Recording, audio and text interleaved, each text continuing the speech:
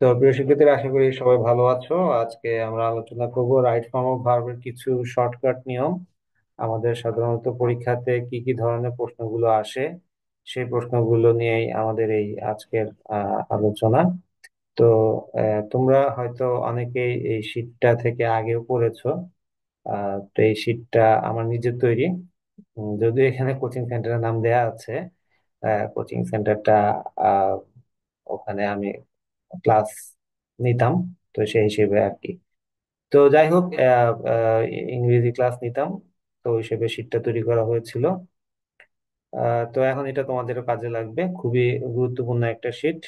তোমরা যদি ভালো করে একটু মনে রাখতে পারো, খুব সহজে এখান থেকে অনেক অনেক প্রশ্নের উত্তর তোমরা দিতে পারবে। তো রাইট ফর্ম অফ ভার্বে আমাদের প্রথমে যেটা মাথায় রাখতে হবে, ভি 1 মানে প্রেজেন্ট ফর্ম, ভি 2 মানে পাস্ট ফর্ম মানে অতীতকাল, ভি 3 মানে হচ্ছে প্রেজেন্ট পারফেক্ট।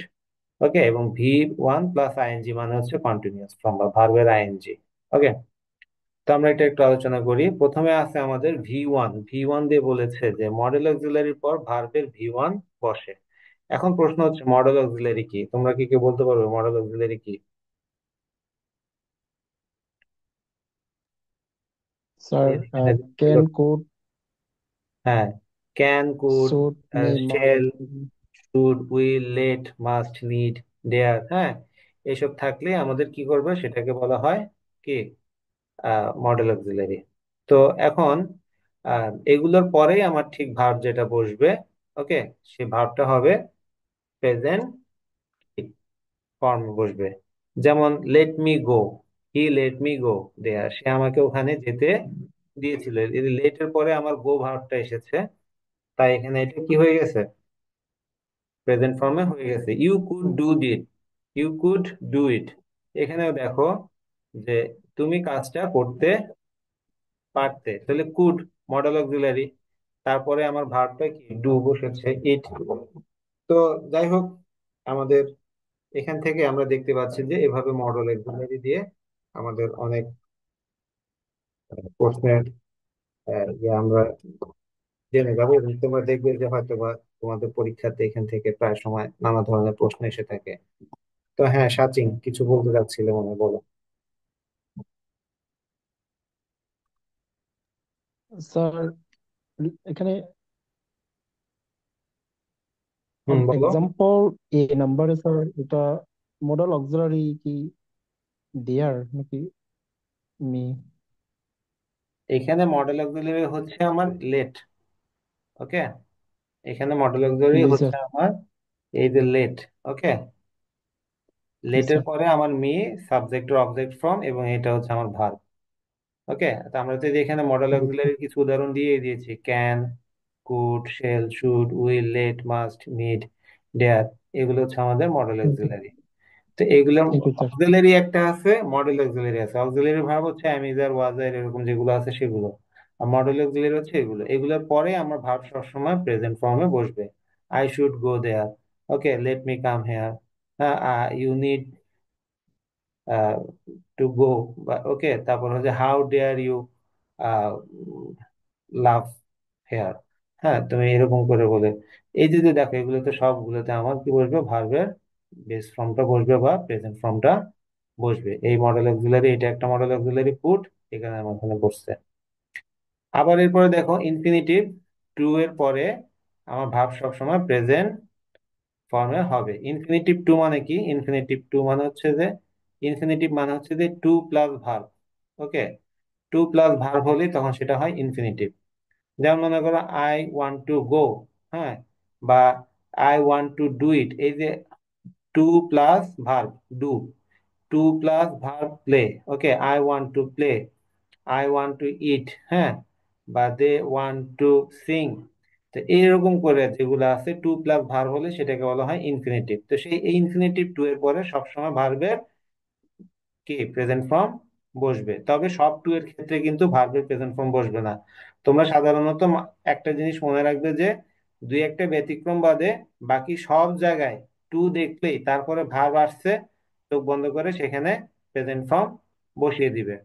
কিন্তু কিছু কিছু জায়গায় আমাদের কি হয়, এটার পরিবর্তন হয়। যেমন উইথ এ ভিউ টু, হ্যাঁ, লুকিং ফরওয়ার্ড টু, এইগুলা এরকম টু থাকলে, উইথ আ ভিউ টু, বা লুকিং, হ্যাঁ, লুকিং ফরওয়ার্ড টু,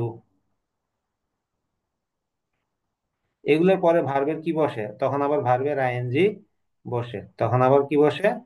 ভার্বের আইএনজি বসে। তো আমাদের এটা মাথায় রাখতে হবে। যেমন I was looking forward to hearing from you, আমি তোমার দিক থেকে শোনার অপেক্ষা ছিলাম, হ্যাঁ। বা they came here with a view to discussing the matter, তারা এখানে এসেছিল এই সমস্যাটা নিয়ে বা বিষয়টা নিয়ে আলোচনা করতে। তাহলে এই with a view two, looking forward two, এগুলোর পরে আমার সবসময় ভার্বের কি বসবে? আইএনজি বসবে। আর বাকি সব টু এর পরে ভার্বের কি বসবে? বেস ফ্রম বসবে। তো এই যে এখানে দেখো, উইথ ভিউ টুর পরে ভার প্লাস আইএনজি হবে, এটা আমি এখানে উল্লেখ করে দিয়েছি। আরেকটা দেখো 3 নম্বর পয়েন্ট, যে প্রেজেন্ট ইনডিফিনিট টেন্সে, হুম, তাহলে আমার প্রেজেন্ট ইনডিফিনিট টেন্স কোনটা? যেটা দ্বারা সাধারণ বর্তমান কাল বুঝায়, এরকম হলেই তখন সেখানে আমার কি বসবে? তোমার কি প্রেজেন্ট ফর্ম বসবে। যেমন চিরন্তন সত্যগুলো, ওকে, যেমন সূর্য পূর্ব দিকে উদিত হয়, সূর্য পশ্চিম দিকে অস্ত যায়, হ্যাঁ। তারপর হচ্ছে যে আবার কি পৃথিবী সূর্যের চারদিকে ঘুরে, হুম, সততাই সর্বোৎকৃষ্ট পন্থা, হ্যাঁ। তো যেমন honesty is the best policy, honesty is the best policy. তাহলে এই যে এখানে দেখো, honesty is the best policy, এখানে আমার কি এই যে প্রেজেন্ট ফর্মে বসেছে। তাহলে প্রেজেন্ট ইনডিফিনিটে সাধারণত সাধারণ বর্তমান কাল যেগুলো বোঝাচ্ছে, হ্যাঁ, যেমন মানুষ, মরণ, আবার এভাবে যখন চিরন্তন সত্য কিছু বোঝায়, তখন সেখানে আমার প্রেজেন্ট ফর্ম বসবে। তারপরে হচ্ছে 4 নাম্বারটা দেখো, লিস্ট কথাটা থাকলে, লিস্ট কথাটা থাকলে তারপরে আমার সাবজেক্ট প্লাস শুড প্লাস ভার্বের বেস ফর্ম বসে। যেমন walk fast lest you should miss the train. আমরা দেখো, আমাদের এখানে এই জিনিসটা একটু ব্যাখ্যা করি এইভাবে। আমার লিস্ট মানে অর্থটা হচ্ছে নয়তো অর্থে ব্যবহৃত হয়, হ্যাঁ, যেমন দ্রুত হাঁটো নয়তো তুমি ট্রেন মিস করবে, লিস্ট ইউ শুড করবে। Miss the train. তাহলে লিস্ট থাকলেই তারপরে আমার একটা কি সাবজেক্ট প্লাস, তারপরে একটা মডেল অক্সিলারি ভার্ব, তারপরে হচ্ছে যে আমার একটা ভার্বের বেস ফর্ম বসেছে। দেখো এখানে আমার লিস্ট কথাটা কোথায় আসছে? এই যে দেখছো, এই যে এখানে লিস্ট কথাটা এখানে আছে, লিস্টের অনুযায়ী এরপর আমার একটা সাবজেক্ট, এই যে ইউ আছে সাবজেক্ট, হ্যাঁ।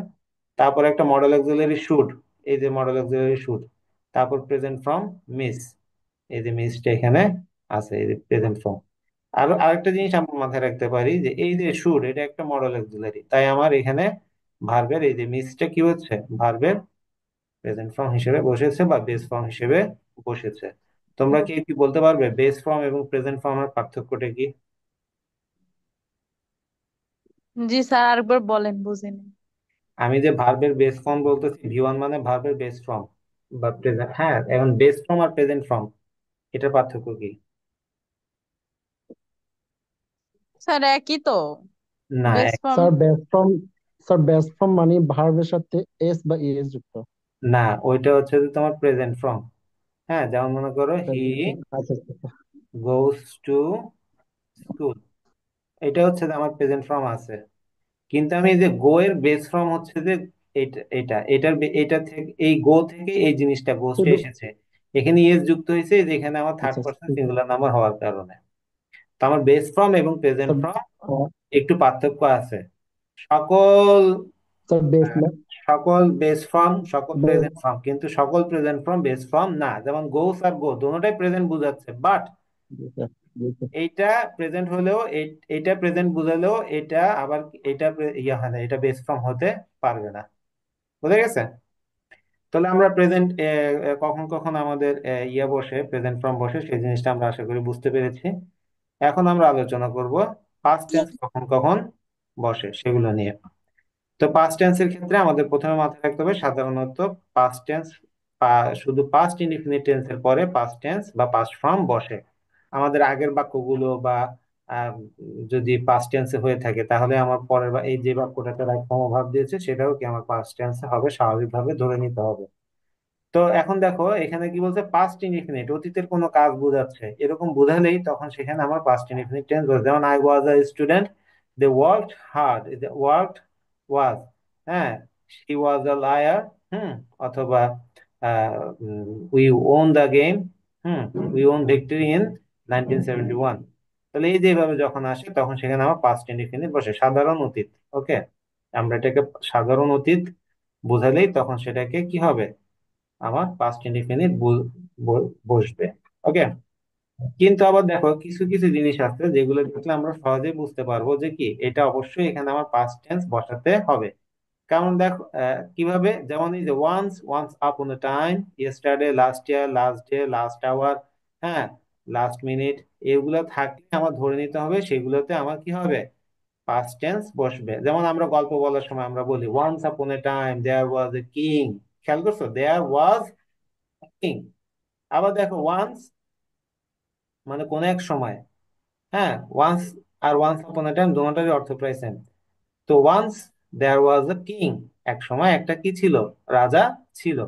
তাহলে এই যে দেখো once, once upon a time, yesterday, yesterday থাকলে আমার কি হবে, পাস্ট টেন্সে বসবে। যেমন পাস্ট ইয়েস্টারডে বলতাম। I bought a cricket bat, আমি গতকাল একটা ক্রিকেট ব্যাট কিনেছি, তাহলে গতকাল, কিনেছিলাম। হ্যাঁ। আবার দেখো last year, last year, last minute, last day, last week, last month, last century, last decade, হ্যাঁ, লাস্ট এরা, হ্যাঁ, last hour, last minute, last second, এরকম লাস্ট থাকলে, লাস্ট প্লাস অন্য কিছু সময় নির্ধারণ কিছু থাকলে ধরে নিতে হবে গত, প্লাস যদি ইয়ার হয় তাহলে বছর, যদি লাস্ট ডে হয় তাহলে গতকাল, যদি বলে লাস্ট সেঞ্চুরি তাহলে গত শতাব্দী। বুঝে গেছে? তো লাস্ট প্লাস টাইম বাচক কোনো কিছু বসলে সেটা হবে আমার, সেটা কি পাস্ট টেন্সে বসবে। যেমন you were not here last month, আমি এই যে এখানে লাস্ট মান্থ কথাটা বলছে দেখে আমার এখানে ভার্ব কি হয়েছে, পাস্ট টেন্সে ও হ্যাঁ, বসেছে। বাস। বুঝে গেছে? যেমন এখানে বাক্যে আমার ইয়েস্টারডে আছে, তাহলে ডেফিনেটলি এই এই ভার্বটা আমার কি হবে, পাস্ট টেন্সে বসবে। Yesterday was a horrible day, বা yesterday I enjoyed a lot. Okay. তারপর আবার দিতে পারো যে once upon a time, hmm, I was a student of university of Chittagong. Ah, ঠিক আছে, এক সময় আমি কি ইউনিভার্সিটির স্টুডেন্ট ছিলাম। তাহলে এই যে দেখো once, once upon a time, yesterday, last year, এগুলো থাকলে বাক্য আগের গুলা পরের গুলা যাই থাকুক না কেন, অন্য কিছু যাই থাকুক না কেন, এটা পাস্ট ইনডিফিনিট টেন্সে বসবে। মনে থাকবে?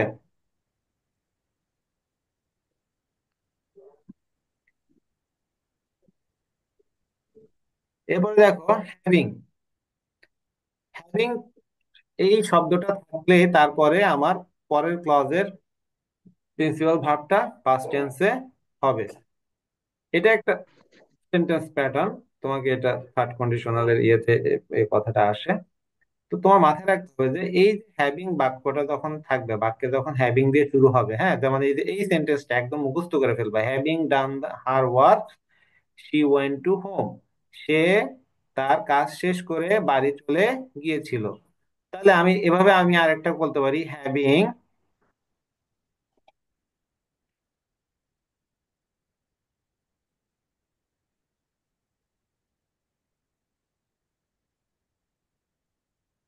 Having finished my homework, okay, I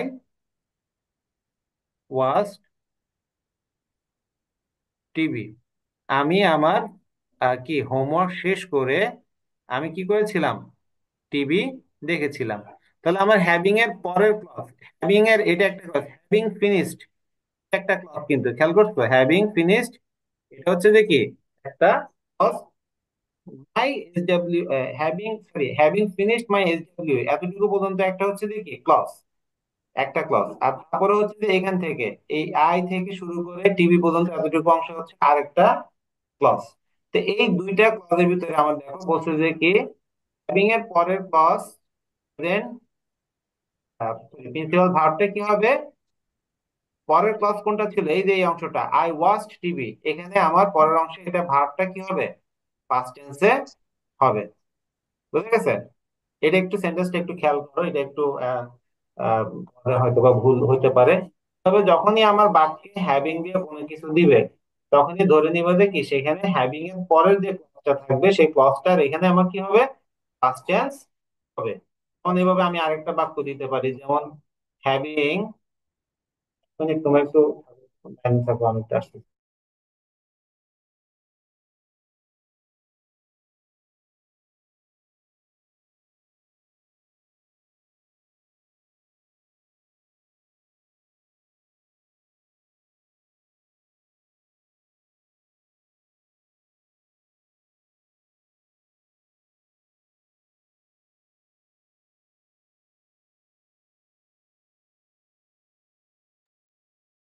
ওকে, এখন আমরা যেটা দেখতে পাচ্ছি যে দেখো, যে হ্যাভিং এর যে আমি আরেকটা বাক্য দিই, যেমন having washed the car. Okay, having washed the car মানে আমি গাড়িটা ধোয়ার পরে কি হবে, মনে করে এখানে আমি অন্য একটা নাম দিলাম, যেমন মনে করো আমি বললাম যে ঋতু। হ্যাঁ, ঋতু ওয়েন্ট ফর ড্রাইভ। ঋতু একটা কি ড্রাইভ দিতে গিয়েছিল। তাহলে এই যে ওয়েন্ট কথাটা এখানে আসছে, দ্বিতীয় ক্লজটা, Ritu went for a drive. Principal clause কোনটা, যে ক্লজটাতে আমার কি হবে, আমি এটাকে একটা আলাদা বাক্য হিসেবে ব্যবহার করতে পারবো। যেমন দেখো, হ্যাভিং ফিনিশড মাই এসডব্লিউ, এখানে আমি কিন্তু পুরো বাক্যটা আমার শেষ হচ্ছে না, কিছুটা আকাঙ্ক্ষার অভাব থেকে যাচ্ছে। হ্যাঁ, কিন্তু আমি যখনই পরের অংশটা দেখো, আই ওয়াচড টিভি, বা এই যে এখানে যেটা দেখো যে শি ওয়েন্ট টু হোম, বা এখানে দেখো ঋতু ওয়েন্ট ফর এ ড্রাইভ, এগুলো আমি স্বাধীন বাক্য হিসেবে ব্যবহার করতে পারতেছি। সেই প্রিন্সিপাল ভার্বের হ্যাভিং দিয়ে বাক্য শুরু হলে হ্যাভিং এর ক্লজের পরে যে প্রিন্সিপাল ভার্বটা থাকবে, সেই ভার্বটা কি হবে, প্রিন্সিপাল ক্লজের প্রিন্সিপাল ভার্বটা হবে পাস্ট টেন্সে। কোন টেন্সে হবে, পাস্ট টেন্সে হবে। এটা বুঝতে পারছো সবাই? বুঝে না এমন কেউ আছো? বুঝছি স্যার। ওকে, তাহলে আমরা স্যার 4 নম্বর নিয়ম। পিভি মানে কি স্যার? হ্যাঁ, বুঝি নেই। পিভি মানে কি স্যার এটা? Principal verb. হ্যাভিং। হ্যাঁ, আচ্ছা পিভি স্যার। মানে হচ্ছে যে আমার প্রিন্সিপাল ভার্ব।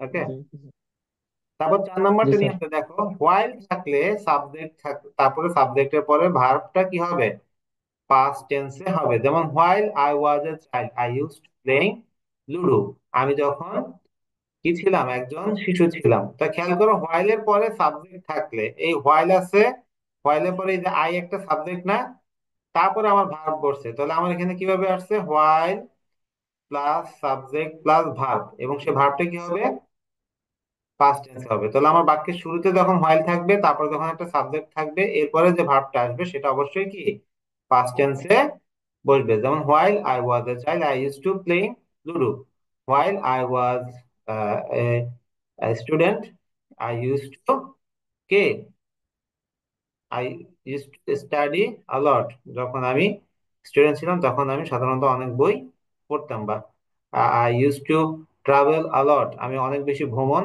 করতাম। তাহলে এই যে যে বাক্যগুলো সেখান থেকে এসেছে। তাহলে দেখো, আমার হোয়াইলের পরে হোয়াইলের বাক্যটা সবসময় এভাবে আমাদের মাথায় রাখতে হবে। তো আমি হোয়াইল দিয়ে আবার একটা জিনিস খেয়াল করো, হোয়াইল কিন্তু যদি হোয়াইলের পর পরে যদি ভার্ব হয়, তখন সেটা আবার কি হবে, ভার্বের আইএনজি হবে, সেটা আমরা পরে আলোচনা করব। কিন্তু while plus subject plus verb হইলে সেই ভার্বটা হবে পাস্ট টেন্সে। ওকে, তো এরপরে আমরা তাহলে পাস্ট টেন্সের নিয়মগুলো আলোচনা করে ফেলেছি। আমাদের পাস্ট টেন্সে এখানে এই নিয়মটা একটু ভালো করে মনে রাখবে সবাই, yesterday, last year, last, once upon a time, এটা একটু মনে রাখবে বেশি, ওখান থেকে ঘুরে ফিরে বেশি বেশি দেয়। আচ্ছা, এরপর আসতেছে আমাদের পারফেক্ট টেন্স। পারফেক্ট টেন্সটা কি, একটা কাজ করা হয়েছে, হ্যাঁ, সেটাই হচ্ছে আমার পারফেক্ট টেন্স। আমরা অনেক সময় প্রেজেন্ট টেন্স এবং প্রেজেন্ট পারফেক্ট এই দুইটা জিনিসে পার্থক্য বুঝতে পারি না। যেমন প্রেজেন্ট টেন্স এবং প্রেজেন্ট পারফেক্ট টেন্সের পার্থক্যটা কি, এক মিনিট।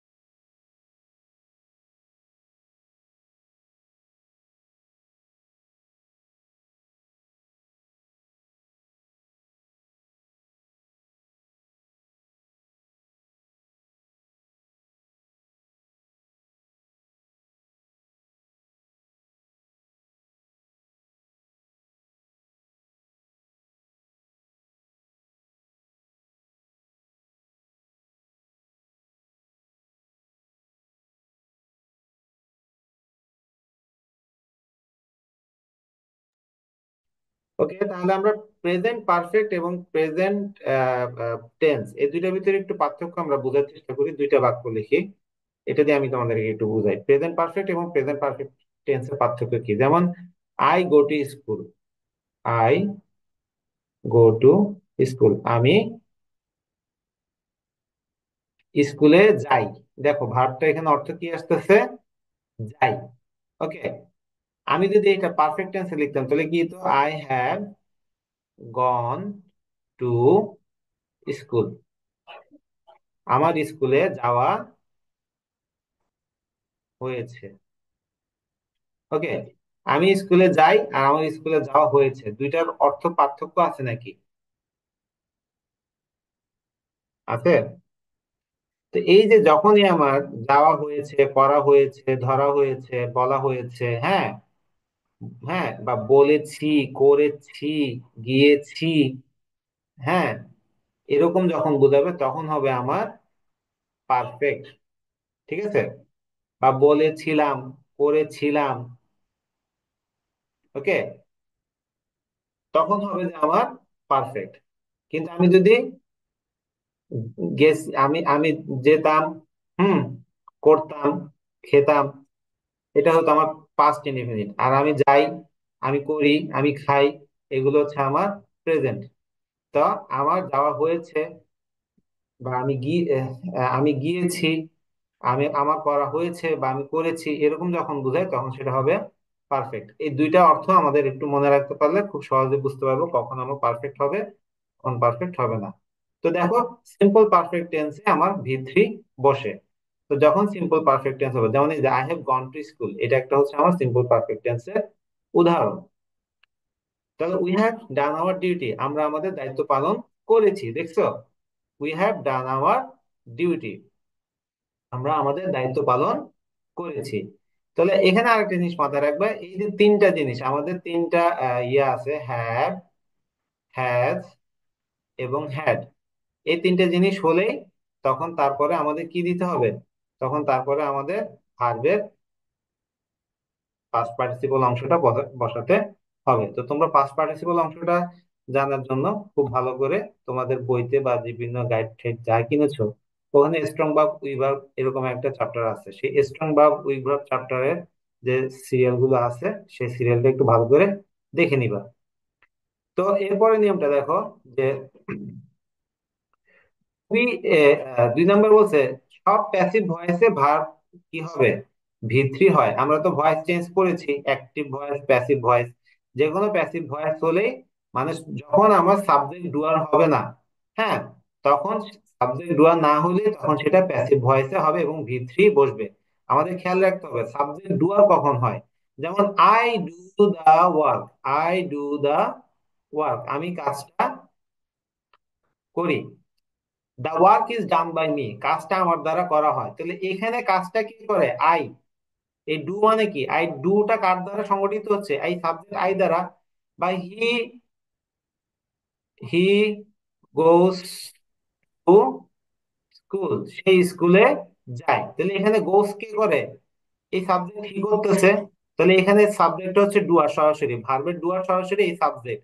কিন্তু আমি হ্যাঁ, school is gone by him, আমি যখন এভাবে বলবো তাহলে তখন আমার কিন্তু কথাটা আরেকভাবে বুঝাচ্ছে। বা the work is done by me, তো এখানে কাজটা আমার দ্বারা করা হয়েছে, তাহলে তখন এখানে দা ওয়ার্ক হচ্ছে সাবজেক্ট, তখন কাজটা কি কাজ নিজেই করে, অন্য কেউ করতেছে। তো এরকম যখন হয় তখন সেটাকে বলা হয় ডুয়ার না, মানে প্যাসিভ ফর্ম হয়ে যায়। তখন প্যাসিভ হলেই তখন আমাকে সেখানে কি দিতে হবে, ভার্বের ভি3 দিতে হবে। যেমন you are taught English by me, তোমাকে আমার কর্তৃক কি করা হয়, ইংলিশ শেখানো হয়। Okay, I I teach you English, এটা ডুয়ার কখন হইতো, যখন এভাবে আসতো, আই টিচ ইউ ইংলিশ, আমি তোমাকে ইংরেজি শিখাই। ওকে, তাহলে you are taught English by me. তাহলে এখানে আমার দেখো এই যে আই টিচ, এখানে এখানে প্রথমে এই টিচ কাজটা সম্পাদিত হচ্ছে আই দ্বারা, আর এখানে টট কাজটা সম্পাদিত হচ্ছে মি দ্বারা, তাই না? তাহলে এখানে আমার সাবজেক্ট ডু আর নাই, এই কারণে এটা প্যাসিভ ফর্মে বসে গেছে। এটা দেখে আমাদের বুঝে নিতে হবে কোনটা প্যাসিভ ফর্ম, কোনটা প্যাসিভ ফর্ম নয়। এরপরে 3 নাম্বারটা দেখো, টু বি এবং হ্যাভিং এর পরে ভার্ব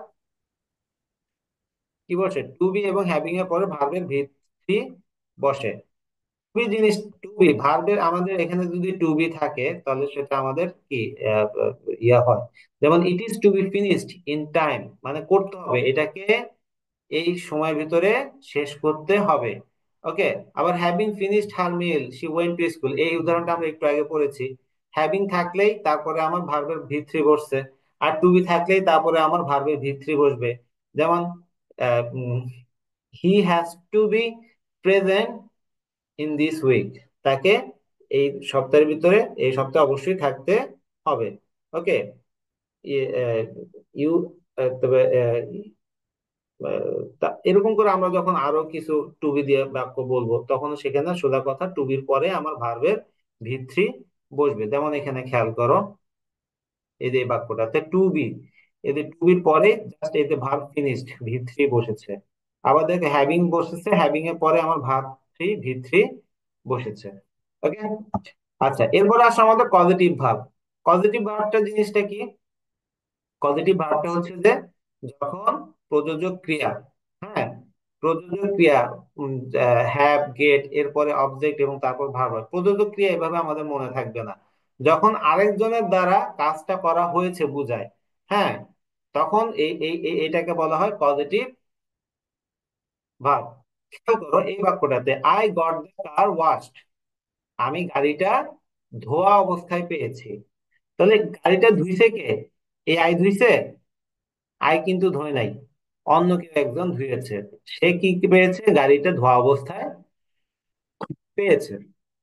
তো এই জন্য আমার এখানে কি বলছে, এটাই ওয়াশটা হচ্ছে কি ভি থ্রি। যেমন আমি একইভাবে বলতে পারি I got the work done. Hmm. She got the job finished, সে কাজটা শেষ অবস্থায় পেয়েছে।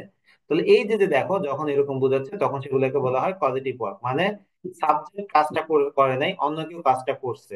হ্যাঁ, এবং সেরকম বোঝালেই তখন সেটাকে কি বলা হয়? পজিটিভ ভার্ব বলে। যেমন you have the work done, তুমি কাজটা রেডি অবস্থায় বা শেষ করা অবস্থায় পেয়েছো। এই যে আমার এখানে ভার্ব থ্রি বসেছে। এরপর হচ্ছে 5 নম্বর, পাস্ট পার্টিসিপল হলে ভি3 হলো ভি3 হয় পাস্ট পার্টিসিপল। যেমন how can I find my stolen car, past participle এটা হচ্ছে যে একটা অ্যাডজেক্টিভ। ওকে।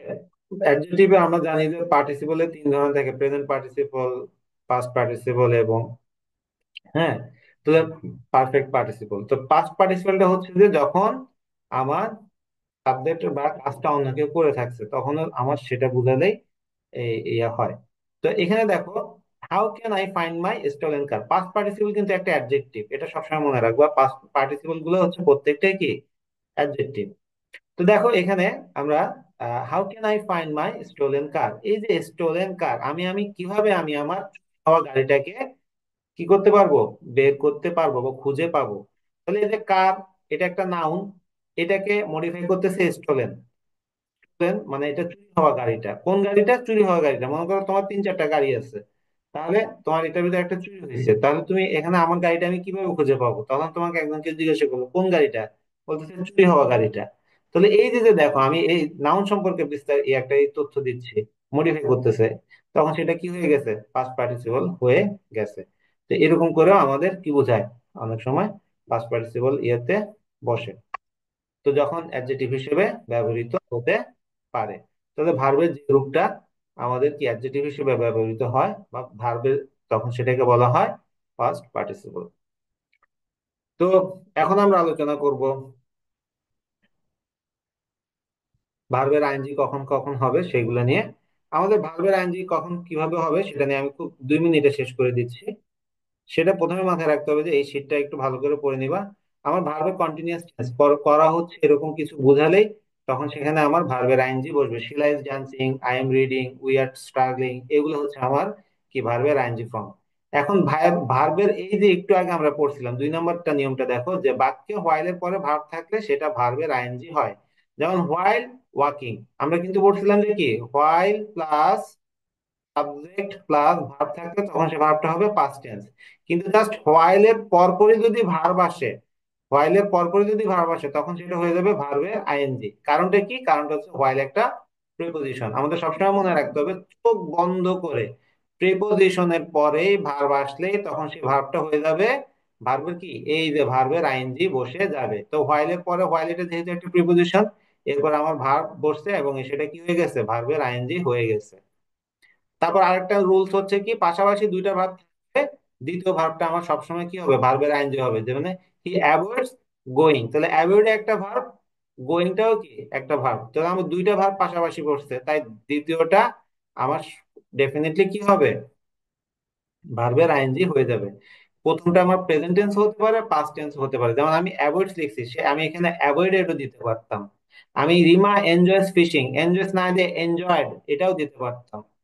সোজা কথা হচ্ছে আমার দুইটা ভার্ব থাকলে দ্বিতীয় ভার্বটা কি হবে, আইএনজি হয়ে যাবে। এরপরে হচ্ছে দেখো, কিছু আমি এখানে কিছু ইয়েগুলো দিয়েছি, কিছু ভার্ব দিয়েছি, এই ভার্ব গুলোর পরে ভার্ব আসলে সাধারণত আইএনজি হবে। এগুলো একটু তোমরা একটু পড়ে নিবা বা স্ক্রিনশট নিয়ে নিতে পারো, বা তোমাদেরকে তো যে শিটটা দিয়েছে সেই শিটটা থেকে দেখে নিতে পারো। আর এই যে একটু আগে আমি বললাম যে প্রিপোজিশনের পর ভার্ব আসলেই সে ভার্বটা আইএনজি হবে। যেমন without reading you can not pass in the examination, I don't know about computing. তাহলে এই যে অ্যাবাউট, এখানে দেখো উইদাউট অ্যাবাউট এই দোনোটাই হচ্ছে দেখি আমার কি প্রিপোজিশন। এই যে উইদাউট এর পরে আমার একটা প্রিপোজিশন, তারপর আমার ভার্বের আইএনজি বসছে। আবার এই যে অ্যাবাউট, এটা একটা প্রিপোজিশন, তারপর আমার ভার্বের আইএনজি বসছে। ওকে, তাহলে এই হচ্ছে আমাদের আজকের আলোচনা। তো আমরা এখানে রাইট ফর্ম অফ ভার্বের কিছু গুরুত্বপূর্ণ নিয়ম না শিখলাম আমরা। শুধু কিছু না, অনেকগুলো গুরুত্বপূর্ণ নিয়ম শিখছি। আশা করি এটা তোমাদের ভালো লাগছে। তো যদি ভালো লেগে থাকে তাহলে এটা একটু ভালো করে শিটটা পড়ে নিবা, এই ক্লাসটা একটু কয়েকবার দেখলে আরো আশা করি আরো ভালো করে তোমরা রাইট ফর্ম অফ ভার্বটা করতে পারবে। এখান থেকে 80% প্রশ্ন তোমরা কমন পাবে ইনশাল্লাহ। তো সবাই ভালো থাকবে। আল্লাহ হাফেজ।